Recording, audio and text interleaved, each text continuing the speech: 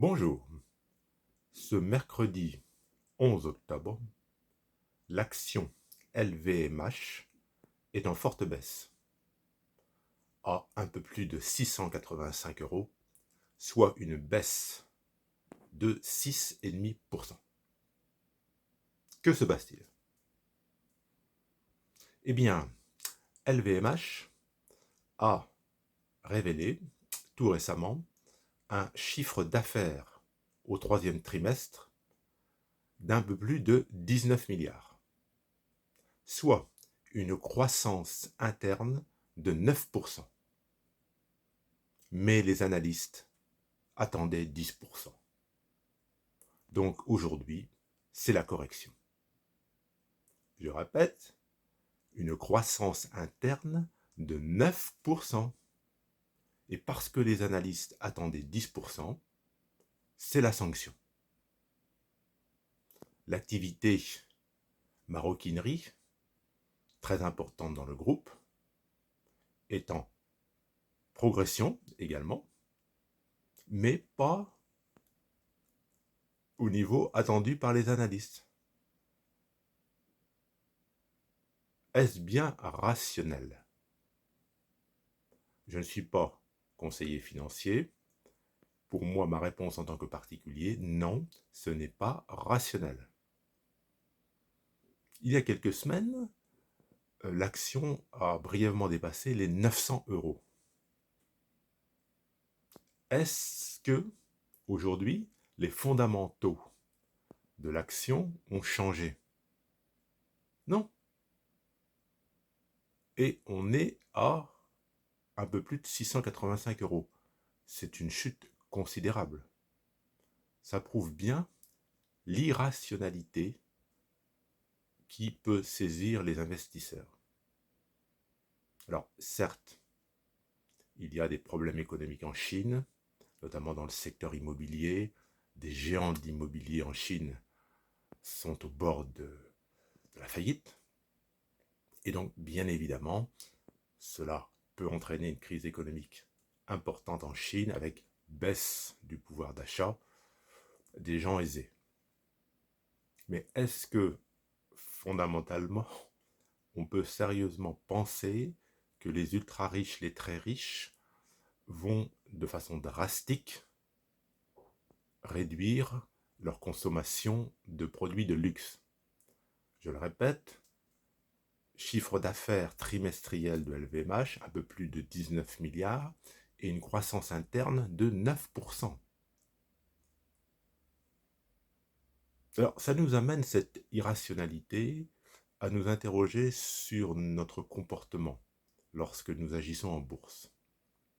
Je crois que la plus importante chose lorsqu'on agit en tant qu'investisseur, c'est de se poser la question suivante: est-ce que moi, qui place mon argent, est-ce que j'ai confiance dans cette valeur?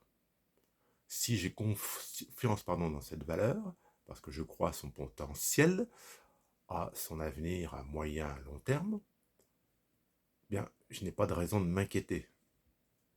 Par contre, si j'ai investi uniquement pour suivre une mode et que j'ai eu la maladresse d'acheter au sommet parce que je me suis dit c'est la mode, il faut absolument que j'achète cette valeur sans m'interroger sur son potentiel, là effectivement, je pense que c'est un choix qui n'est pas bon.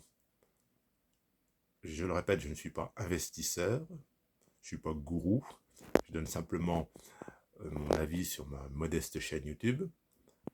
Je pense qu'il est indispensable lorsqu'on investit sur une action de faire son analyse personnelle et d'acheter si l'on croit au potentiel de cette action.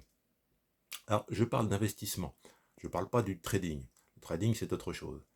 Quand on fait du trading, en réalité, on ne croit pas en une action, on s'interroge, on se dit, est-ce que dans les 24 heures ou quelques jours, est-ce qu'elle est susceptible de monter de façon notable ou de baisser de façon notable? Ça, c'est ça le trading. On recherche le profit ultra rapide, sans aucune envie d'investir en croyant dans le potentiel d'une valeur. À titre personnel, je le répète, je ne suis pas conseiller financier. Qu'est-ce que je pense de LVMH? Je pense que c'est un leader mondial qui a un portefeuille de marques prestigieuses et qu'il n'y a pas de raison de s'inquiéter quand on est investisseur à moyen, long terme. Est-ce qu'il faut se renforcer? Certains vont me dire. Alors, si vous avez quelques liquidités, tout dépend de votre prix de revient actuel, mais pourquoi pas, de façon très prudente, très mesurée, faire un petit achat à bon compte pour améliorer votre prix de revient unitaire. Si, bien entendu, votre prix de revient unitaire est supérieur à 685 €, qui est le cours de ce matin, 11 octobre. Si vous avez un prix de revient unitaire inférieur à 685 €, ça veut dire que vous avez acheté au bon moment, et donc, bien entendu, vous n'allez pas vous renforcer maintenant.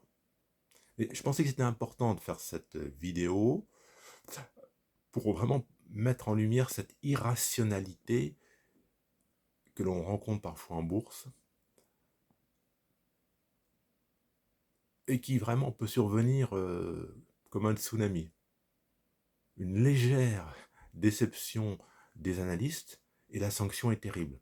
Alors, il y a un phénomène qu'il ne faut pas oublier, c'est le phénomène de la vente à découvert. Il y a des gens dont c'est le métier qui short, c'est le terme anglais, qui short la valeur. Donc c'est pour faire du profit à court terme. Ils essaient de plomber la valeur par des ventes très importantes pour racheter à bon compte. Bon, c'est classique, hein, la vente à découvert.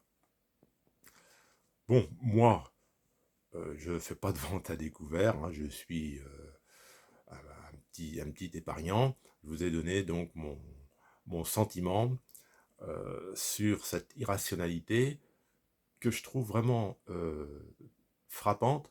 On ne voit pas ça par exemple dans l'immobilier.